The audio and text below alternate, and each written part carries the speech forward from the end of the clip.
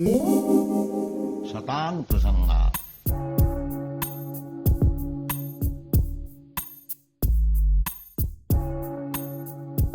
Hare Krishna, dear devotees, and welcome to today's session. How are you doing? I pray that all is well with you and your families at this time. So today we're moving on to the next letter, and it's a letter to Lochana Das Prabhu.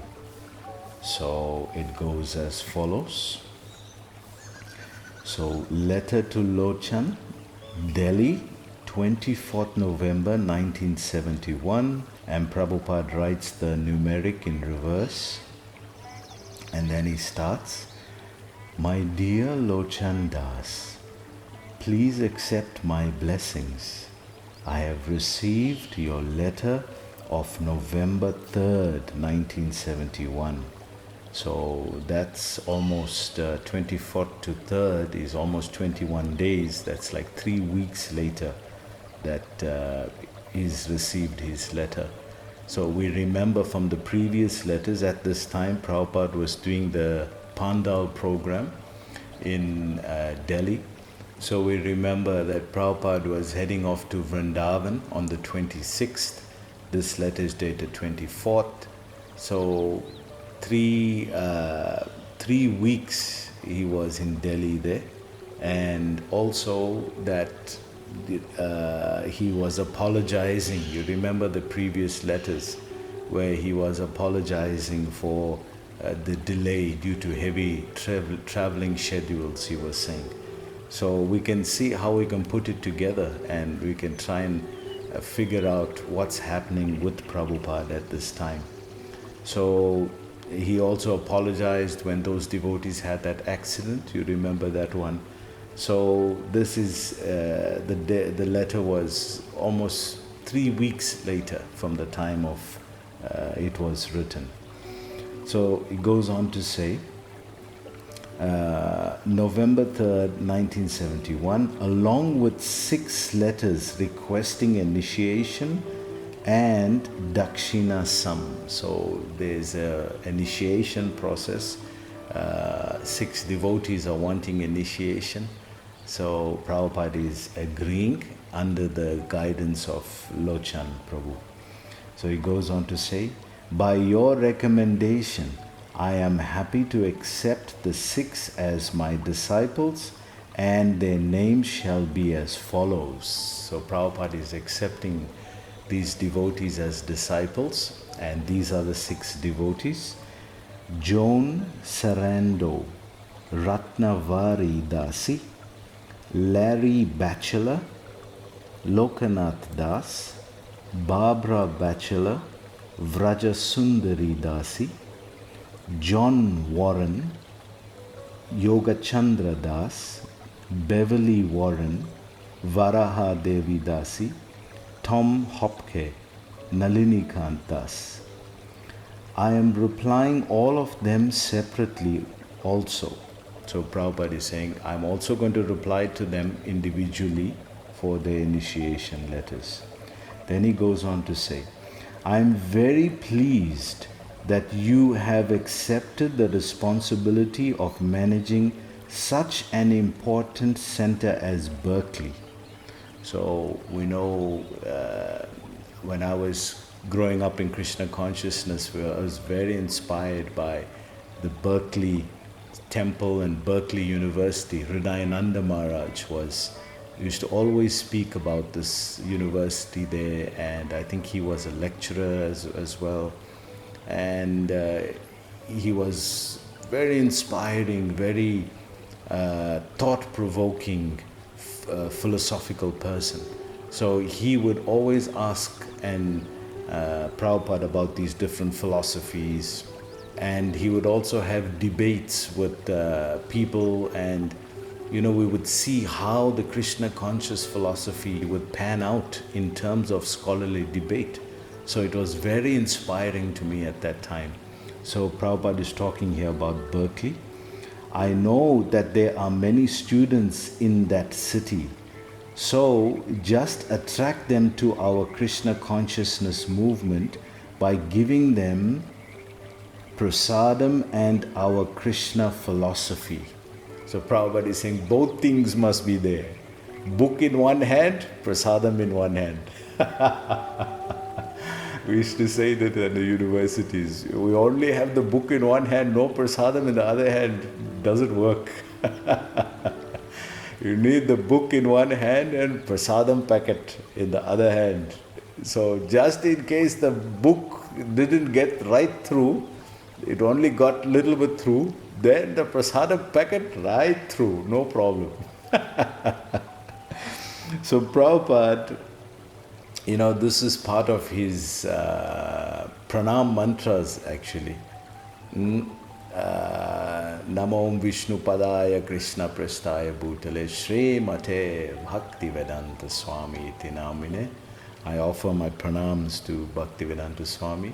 Then Namaste Saraswati Deve Gauravani Pracharine Nirvishesha Shunyavadi Pastyatya Desatarine. That you've come to destroy Nirvishesha and Shunyavadi, voidism and impersonalism. So this is why Prabhupada is also very insistent that we try to help him with in preaching on the intellectual and scholarly level. Because this shows that Krishna conscious philosophy is not just some religious dogma. It's a very great science. It's a philosophical theistic science. So if you take the time to read it, study it, you'll see the great value of it.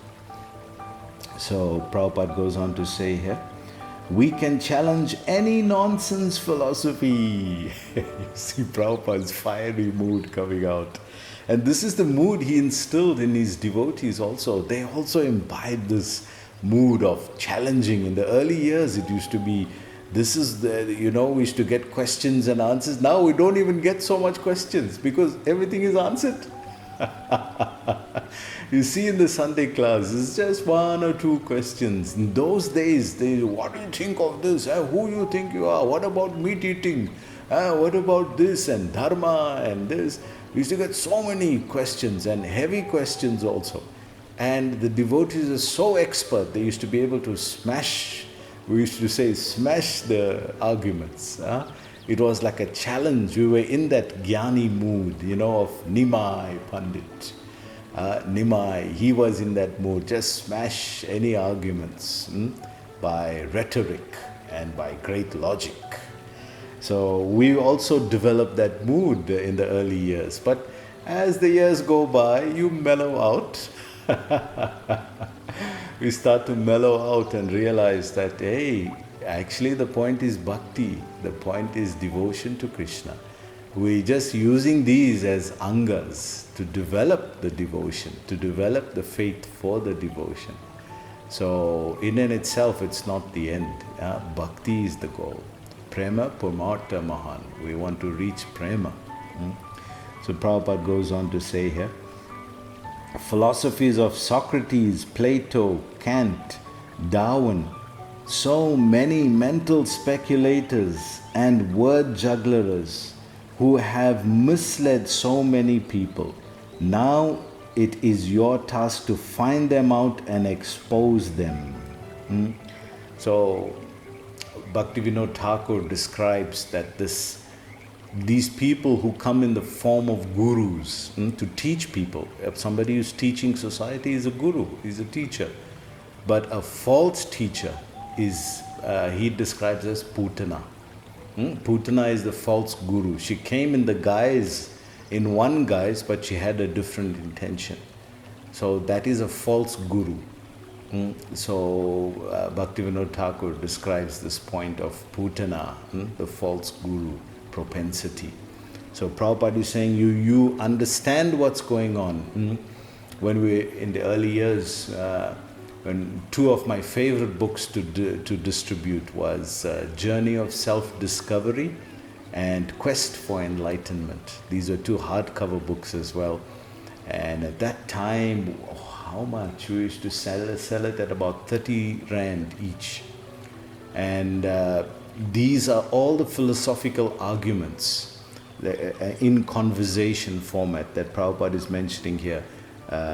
Plato, Socrates, Darwinism. All these arguments, Prabhupada would be asked and he would just smash it.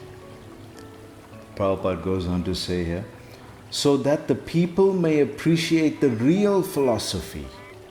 So one may say, what is the big thing about this? Why is it so bad? The big thing about it, it's not just a philosophy, it's being taught. I remember in my first year of university, I studied psychology as well. And Psychology 1A, we studied evolution there, Darwinism. And I would challenge, because I knew something from Prabhupada's, life comes from life. And they were very upset at times, They say, no, this is just some Swami book, you can't bring this into a university. And I said, no, but he's presenting real good arguments. But they teach it to you, so when it's taught in a university, at a tertiary level, you think, hey, if they're teaching it here, it must be true. So, in and itself, as a philosophy, it looks harmless. But why is Prabhupada saying we must challenge these? Because the lifestyle that it promotes is atheism. No God consciousness. Everything comes from chemicals, then you're not responsible for your actions.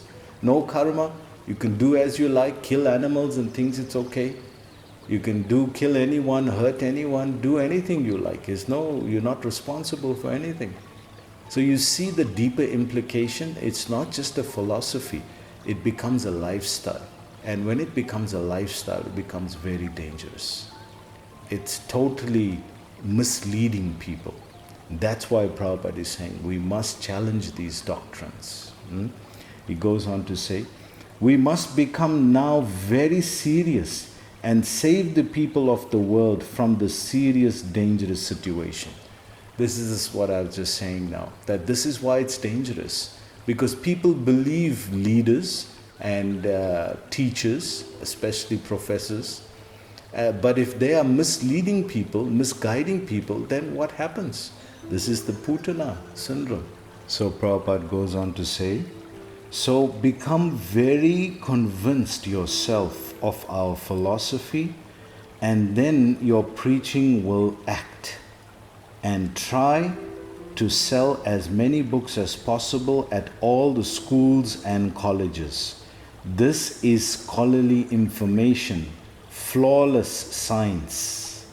We see that at the moment also it's the Bhagavad Gita week, and many devotees are distributing books, and it's a wonderful service. Please continue. I know there's one particular devotee that's doing almost 200 Bhagavad Gitas he's done thus far. So during the Gita week, a lot of people are buying the books. Why? Because Gita describes as the theistic science spoken by the Lord Himself. So if we have a theistic philosophy, that's promoting dharma, paro dharmo, yato bhaktir paro dharmo, savai punsa paro dharmo, yato bhaktir adoksaje, ahoitikya pratyatha yayatma supasiddhati. It's only if you're doing paro dharmo, that dharma which is repose to Krishna in bhakti, then that will yayatma supasiddhati, will satisfy the soul. Other than that, atheistic dharma, like what Kapila Dev spoke, is what these philosophers are talking about. And Prabhupada is saying, smash it down. And then for all the service that's done, Prabhupada concludes his letter in a very sweet way. He describes here, kindly assist me in this great work. See, it's not going to be an easy thing to do this. But Prabhupada says, kindly assist me. So sweet. And then he says, and know it for certain. Oh, there's something coming up here. That by your sincerely working in this way, you shall very soon go back home, back to Godhead. Wow, such a sweet blessing Prabhupada is given, that because you're helping me with such a difficult work, my blessings upon you, that very soon you'll go back home, back to Godhead. This is such a sweet blessing by Prabhupada. That's so encouraging, so heart-moving. And then he ends in his famous way, I hope this meets you in good health and cheerful mood. Cheerful mood, little different. Your ever well wisher, A.C. Bhaktivedanta Swami. So I hope you enjoyed the class today. Please join us again tomorrow. Hare Krishna.